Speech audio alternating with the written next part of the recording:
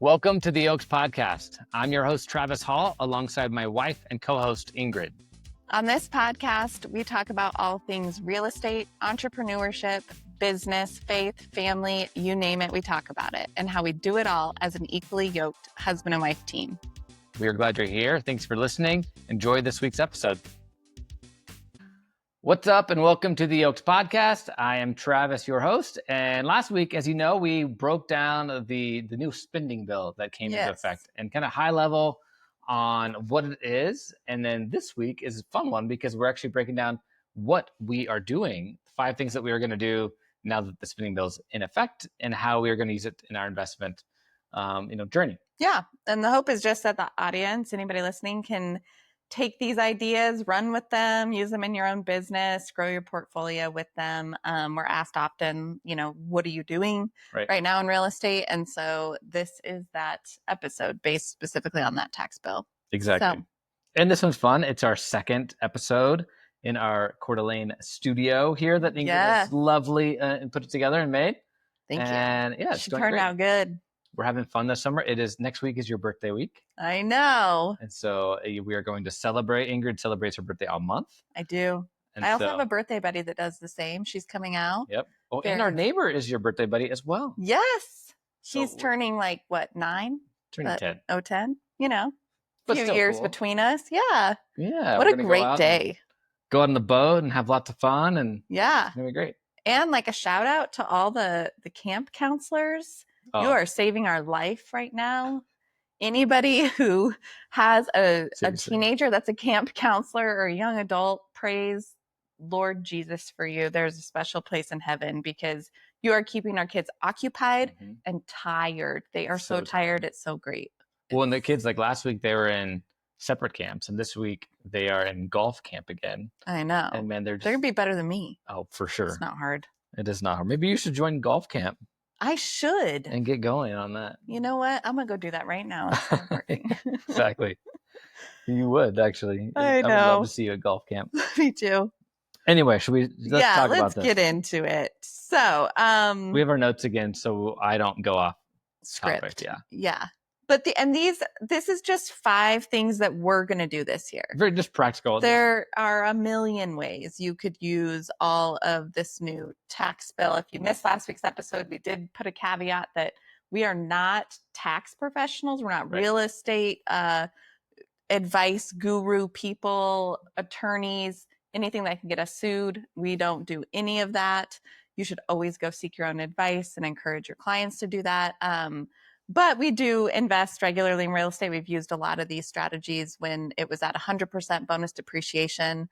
And then the other caveat that I added was just that we are nonpartisan. I mean, we try to steward gifts of any administration that is in power in the time be. And there's just some real advantages to the bill that just passed. So by no means do we agree with everything that is in there, or do we, we just roll with it. We roll with it. We're about as purple as they come. If you're listening, you probably know that.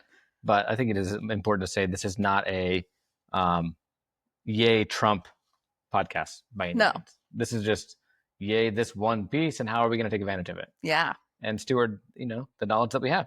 Exactly. Yeah, I totally agree. That's a good caveat. Yes. Exactly. All right. Well, let's talk about number 1. And why 5? I was going to say that. Why 5 things? And there's nothing special. It's because it's easier to remember. I know. But also there was more than 3. Right. It's less than 10. Let's just talk about 5 things that we are actively going to do that somebody else can do as well and duplicate. So I think it's important to know. There's nothing special about 5, but it works great for a podcast. Most importantly. So number 1, you take number 1. Yeah. We're going to run cost segregation studies on STRs we already own. Correct. So we do cost seg on the properties pretty much every time we purchase. We've been doing this, but now that it, was at 60% up to 100 now. The back part of our current home, actually our new primary residence in Coeur d'Alene, has a STR on the back. So it's a studio above the garage that which means short-term rental. Oh yeah, short-term rental. We've also midterm rented it. So when it was slow this last winter, so we purchased and closed in January. During those first months when we're getting our feet under us, we rented it out to a midterm. Yep. But this is a good one because it's one that we already own. Yep. And so we can go back and look at ways for that. So one of the nice things about a short-term rental is that you don't need this designated real estate professional license or designation status to be able to take advantage of the tax bill and some of the benefits of it. So you just have to be materially participating. And basically, what does that mean? It means responding to guests. Yeah. There are very detailed like things that are way high above this podcast. Yeah. But like hours, like number of hours. Specifically hours, but I mean, managing guests, managing vendors, managing the books. There's lots of different ways that you can use skills you already have to materially participate. So go look at those reasons in which you would be able to take advantage of that. Absolutely. Nice thing is like even very small properties qualify, even parts of a property qualify. So if you're just renting out a tiny house, you know, our buddy Chris has a tiny house on the back of his property. Yep. You could absolutely just do part of it, or like the size doesn't matter. And then you can obviously, and last week we talked about it, but do a desktop version of a cost segregation study. So you don't have to pay for a full blown in-person one. We did it on a portfolio in Ohio years ago. I think that cost seg study ran us $5,000. Yeah, it was expensive. But it was lots of doors and lots of, you know, someone's time going in to do that. So you can do just desktop or like engineered studies for that. Well, and to your point of the even small properties, like we know people, especially back in Denver, where they short-term out their basement or they short-term out a portion of their house, and you can do a cost segregation on your whole house, and then say, you know, it would be based on square foot. And so if 20% of the house, technically square footage, is the short term, you can't depreciate your primary living, but you can depreciate the area that is dedicated for short term. Yep.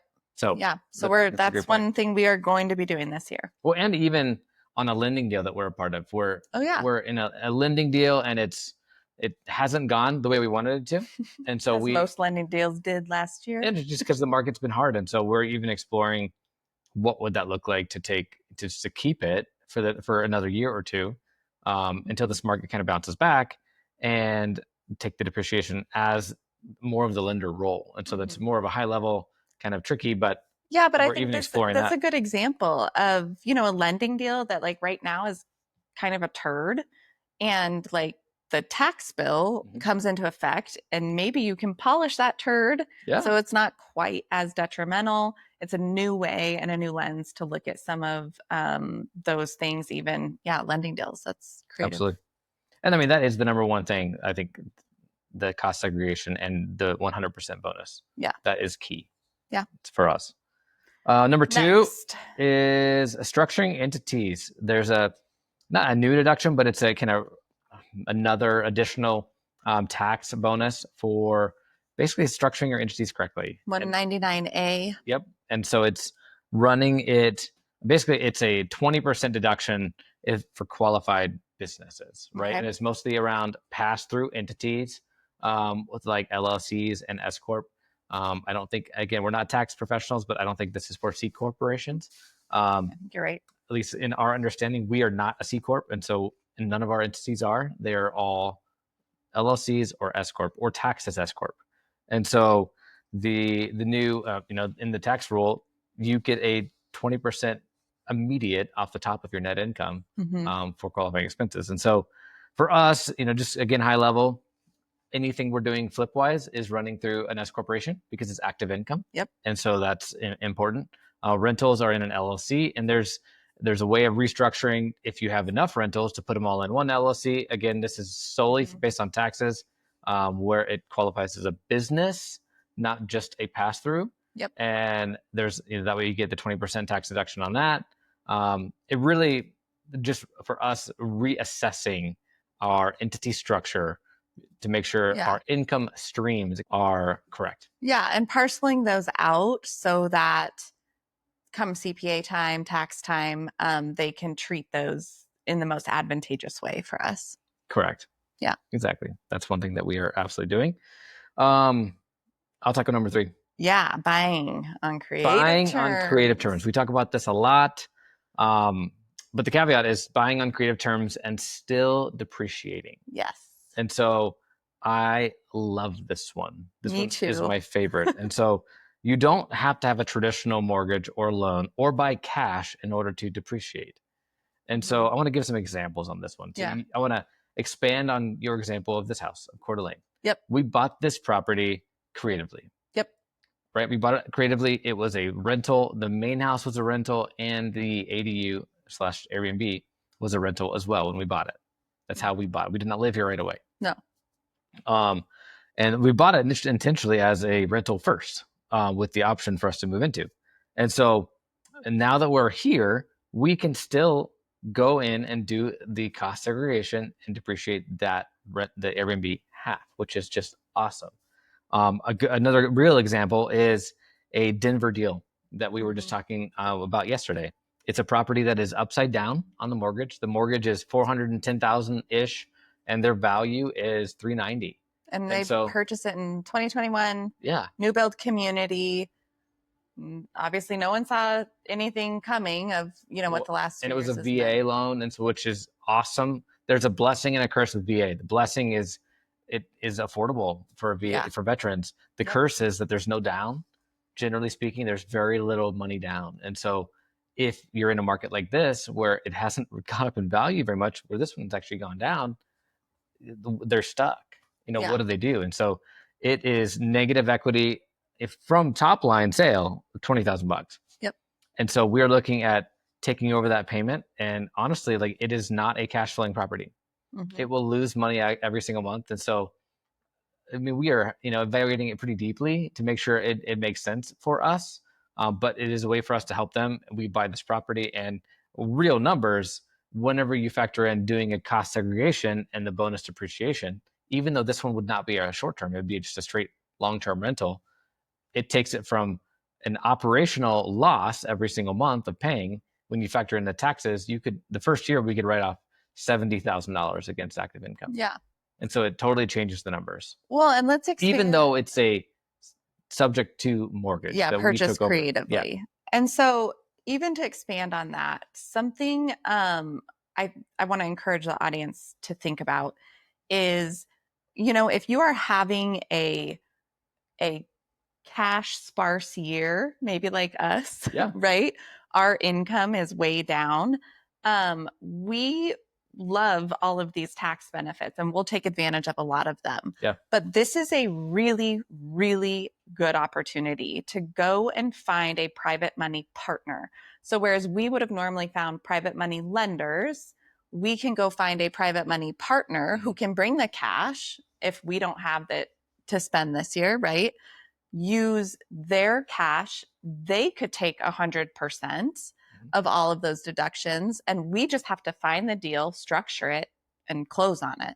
Right. And so if you are an investor and you're sitting there and coming off of a couple of years that have been difficult like us, and we don't have this huge influx of cash to go put into the market, this is a really rich opportunity to go find a private money partner and still be able to bring them a ton of benefit. Well, because a lot of people have money, they want to invest, they work full-time doing something, they don't have any time or know-how to go and do that, right? And go dig the deal and find the deal and manage the deal. But they really want to invest, and because of the tax savings. I know multiple people that invest solely based on taxes. That's how they got into real estate, was that they talked to their CPA and they're like, you need to buy a piece of property and use the tax benefit to help wipe out some of your active income. And so another real example on this one, just to camp because it is one of the best ones, is a property we evaluated yesterday. Buy-in would be $50,000 down. So some of that is a down payment to the seller. This would be done creatively or seller financed because they own the property outright. Yep. And then the other, 25, 30 would go to pay for the agent, their commissions, everything, closing costs and everything like that. if we can go find a private money partner to give us $50,000 and tell them, and in the first year you will save 70,000 on active income, like it is really appealing to a lot of people, to your point. Right. And then they get they get the long-term benefit of owning. Yeah. Because they're not just the lender, they're an owner. Yeah. A lender does not get depreciation. No. But a private money partner, because they are an actual owner of the property. So yeah, I'm glad you said that. That's really unique, and it is a creative way to partner with people. This is a Yoked podcast, and so we talk about partnering. Yeah. And that's one way that we do it as well. Yeah. Okay, next one. Prioritizing STRs, so short-term rentals over long-term rentals. And so it is a unique one, but I think it's a new lens for us. And so that's part of these ideas is, we're coming off, again, a few years of numbers are down nationwide for short-term rentals. Anytime you're going into you're in a recession or there's not as much cash in the market, people don't vacation as much, they're not spending money. We've seen a big trend we've seen is a lot of last minute bookings, whereas people used to be planning their vacations, 3 to 6 months in advance. Now all of a sudden it's like we're getting same day bookings, which just did not happen prior to that. So even in a market where short-term rental bookings are down, we're definitely looking at purchasing short-term so that we can deduct them or deduct the taxes against our active income. Well, and it doesn't just mean Airbnb. No. So for us, short-term is really anything that's not long-term. Yeah. And so technically that means midterm as well. And so we are looking at that as also. But for the short-term loophole, it needs to be on Airbnb, and the average stay needs to be 7 days or less. Yeah. And so it would be both, for us. And I feel like up here where we're at now, we do see this higher influx of short-term rentals in the smaller space. Yep. And so we're not necessarily looking right now at these big grand, big properties that could be a lot of fun, but more a unique little property that we can short-term to, someone coming in for the weekend or just simple. Even the one upon another deal we evaluated with this new lens just in last week is a property right up the street from us. It has a main house, it has a ADU, and then it has a pad for a RV. And so could you rent out that space to somebody wanting to store their RV or even wanting to stay the night, and then also do short-term rental in the small one and a midterm rental, flip-flop them, anything like that. It's just a really good opportunity to be looking at STRs over long terms specifically because of that. Yeah, that one's a great example because you can hit all three and it can be completely an income property, but you still get that short-term loophole with a chunk of it. Yeah. Yeah, I love that. All right, bring us home. Number 5. And this one's so important, I feel like. I know. Everything we've said, it comes down to this. I'm talking to myself on this one because we've talked about this a lot, but it's to invest in a real estate savvy team. And so for most people, the team simply means someone like Ingrid and I, if you have a real estate savvy broker, you're trying to go find something on market. Yeah. And it really means having somebody in your corner that does taxes with a real estate lens. Not all CPAs are the same. And so, even thinking about our first time we did a cost segregation study on a property, the CPA that we had at the time, a great guy, but he was like, I've never done one of those on residential property. I'm not quite sure how it works. And so it should have been a ginormous red flag for me. It wasn't, I learned through that. I like you. I'm like, okay, well, we'll figure this out together. But I shouldn't be the expert on that. And so I definitely think finding someone that understands real estate investment specifically, if this is what you want to do. Yeah. Or even, if you want to play the real estate game specifically for taxes, you need somebody that knows the rules. Yep. And so talking about who those professionals are, CPAs for sure, probably the most important, whoever's filing your taxes. Your bookkeeper So oftentimes that CPA is just grabbing that QuickBooks file, right? Yep. How's your bookkeeper actually entering those expenses into your books? A broker, so somebody who's helping you source and find properties, they should be informed on the way that this new tax bill would affect some of those. I think about lenders. If I was to call up Matt right now, like our preferred lender, he would know all of the ins and outs of this on the back of his hand overnight. And talk strategy. And talk strategy, specifically looking at your entire financial picture. So if you're going to go purchase traditionally or use traditional funds, a second home, a vacation home, having a lender that is well informed would be, those would be probably my top professionals that I would say you need somebody who knows what they're doing. Yep, absolutely. Totally agree.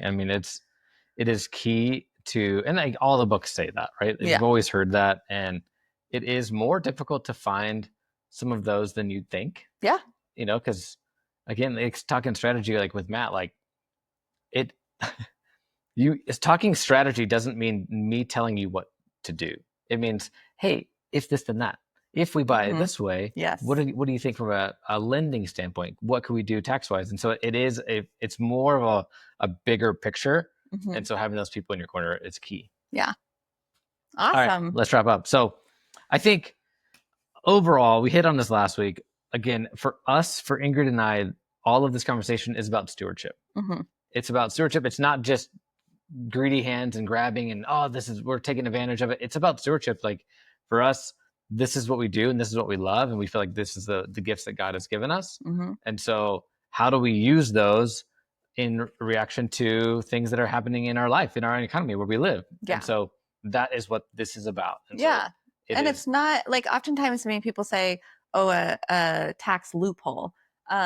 The goal is not to not pay taxes at all. If you've ever gone and tried to qualify for a traditional mortgage and you're self-employed and you haven't paid taxes, you're going to get qualified for $0. So it's not about loopholes and not paying taxes. It's about making sure that you're informed and using the tax strategies given to you within the confines that they've given you wisely. Absolutely. And in that, infusing more money into the market, which we can all agree that it needs right now. Yeah, it does need it. Cool. Awesome. Well, I want to end with this one. Like, if you are a listener and you are actively ready to start investing, like, we would love to chat. Yes. And so I don't think we say that enough. Like, we partner with a lot of people in a lot of different ways. All over the US. And so I would say that, like, if that's you and you want to start, reach out, send me a DM. I'm at the Travis Hall on all the socials. I'm at the Ingrid Hall on Instagram. Yep. Or just go to our website, partnerwithnorth.com. And you can connect with us there. But I hope this was helpful. I hope it was good to see what we are doing. And we can't forget. We forgot last week. We're like, oh my gosh. This podcast is yoked. And we always end every episode with, what are you currently yoked to? And so you start. What are you yoked to today? So besides a vanilla cinnamon cold foam on the top of my latte I had this morning, which was so good. It was good. Honestly, I right now am yoked to a new perspective because this tax bill really has opened up a totally new lens and refreshed the way that I'm looking at the market and my excitement in real estate. It has totally refreshed that. So I am yoked to just a new perspective right now. What about you? That's good. I like that. I know. Well, you can't steal either. Well, I didn't order the cold foam. So good. Mine was just a perfect, delicious latte. Shout out Boost Coffee here in Coeur d'Alene. I think for this week, like, truly what I'm yoked to today is taking action.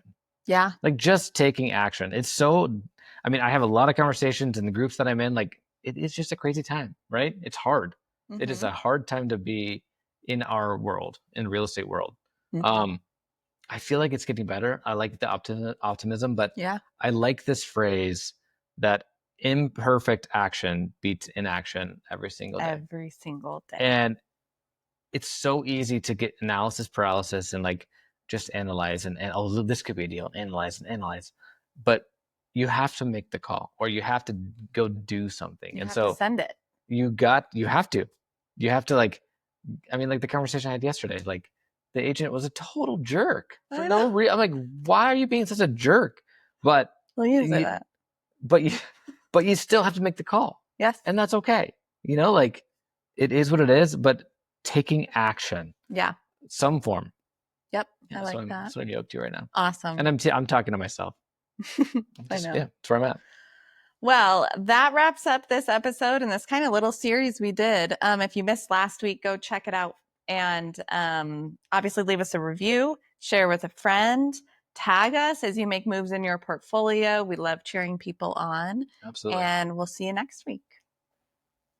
Thank you so much for listening to this week's episode of the Yoked Podcast. We hope you enjoyed it. And as always, be sure to like, subscribe, and follow along as we drop a new episode each week.